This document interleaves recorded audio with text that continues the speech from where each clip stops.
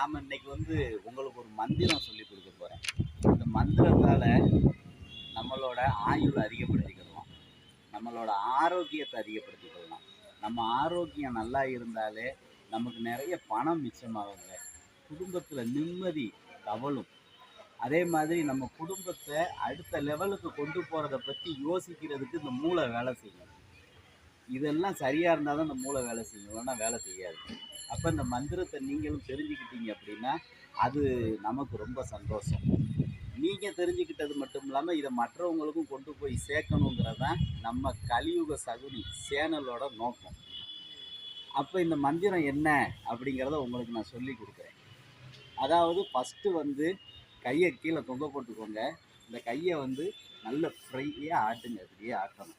இந்த கையை அப்படியே ஆட்டுங்க. ஒரு 30 செகண்டு இந்த இதை செய்யணும். நல்ல ஃப்ரீயாக லூஸாக ஆட்டிக்கிட்டே இருங்க. அதுக்கப்புறம் பார்த்தீங்கன்னா நம்ம என்ன செய்யணும் அப்படின்னா, நீங்கள் இந்த கையை ஆட்டிட்டு அதுக்கப்புறம் என்ன செய்யணும்னா அந்த டைரியை வந்து நீங்கள் நேராக பிடிக்கணும். புரிஞ்சுதுங்களா?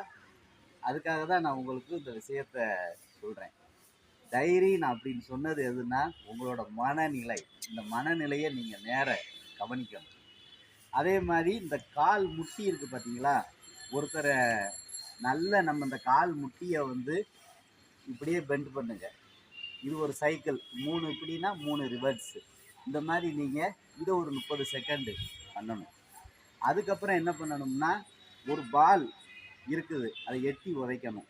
பாலுன்னு சொல்கிறத விட உங்களுக்கு பிடிக்காத ஒருத்தர் இருக்காருன்னு வச்சுக்கோங்களேன், அவர் எட்டி எப்படி உதைப்பீங்க? புட் புட் அப்படின்னு இப்படி எட்டி உதைங்க. இது ஒரு 30 செகண்டு மீண்டும் மீண்டும் பண்ணுங்க. அதுக்கப்புறம் என்ன செய்யணும்னா, நம்மளோட கை இரண்டையும் நல்லா உரசுங்க. சூடு பறக்கணும். சொல்லுவாங்கல்ல, சூடு பறக்க டீ கொடுக்கு அப்படின்னு. அது மாதிரி சூடு பறக்க நல்லா தேய்ங்க. தேய்ச்சிட்டு அதுக்கப்புறம் இந்த 2 கையையும் அப்படியே நல்லா தேய்ச்சிங்களா, கண்டினியூவாக தேய்ச்சிட்டு அதை அப்படியே மெதுவாக பிரிங்க. ரெண்டும் ஒன்றுக்கு ஒன்று நேர்கோட்டில் இருக்கணும். பிரிச்சுருங்க. பிரிச்சுட்டு அதை அப்படியே ரெண்டையும் ஒன்று சேர்க்க முயற்சி பண்ணுங்க. மெதுவாக ஒரு ஏதாவது உணர்வு உங்களுக்கு தெரியும், ஒரு விசை அந்த இடத்துல உருவாகும். அதை வந்து நீங்கள் உணர்வீங்க. அந்த உணர்வீங்க பார்த்தீங்களா, அதுதாங்க எதிர்ப்பு சக்தி, இந்த உடம்புல இருக்கக்கூடிய சக்தி. இது ஒரு பாசிட்டிவான மனநிலை. இந்த விசையை வந்து நாம் சந்தோஷமாக இருக்கும்போது மட்டும்தான் உணர முடியும். நாம் கோபத்தோடு இருக்கோம்னு வச்சுக்கோங்க, ஒரு நெகட்டிவ் தாட்டில் இருக்கீங்கன்னா நீங்கள் இதை செஞ்சாலும் இந்த விசை உங்களால் உணர முடியாது. பாசிட்டிவாக சந்தோஷமாக இருக்கும்போது மட்டும்தான் உணர முடியும்.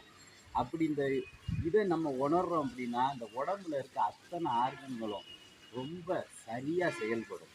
இரத்த ஓட்டம் சீராக போய்கிட்டு இருக்கும். அதாவது ஒன்று சொல்லுவாங்கல்ல, pressure, low pressure, high pressure. 20% blood நமக்கு கரெக்டாக போய்கிட்டு இருந்துச்சு அப்படின்னா அது வந்து நார்மல். 20க்கு அதிகமாச்சுன்னா ஹை ப்ரெஷர், 20க்கு கீழே போச்சுன்னா லோ ப்ரெஷர். அப்போ நம்ம டெய்லி இது மாதிரி விஷயங்களை நீங்கள் செஞ்சுக்கிட்டே இருங்க, நமக்கு ஒரு நல்ல ஆரோக்கியம் கிடைக்கும்.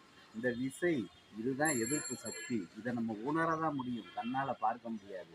இந்த பயிற்சியை கண்டினியூவாக பண்ணுங்கள். நம்மளோட சிந்தனைகள் இன்னும் டெவலப் ஆகும். சிந்தனைகள் டெவலப் ஆகும்போது பல யோசனைகள் நமக்கு கிடைக்கும். குடும்பத்தில் ஒரு நிம்மதி நிலவும். இதை குழந்தைகளுக்கும் கற்றுக் கொடுங்க. நீங்களும் கண்டினியூவாக அதை செய்யுங்க. நல்ல மாற்றத்தை உணர்வீங்க. அதை நம்ம கமெண்டில் பதிவு பண்ணுங்கள். நாம் கற்றுக்கிட்ட ஒவ்வொரு விஷயத்தையும் உங்ககிட்ட வந்து சேர்க்குறதுல நம்மளோட சேனல் எப்பவும் முன்னோடியாக இருக்கும்.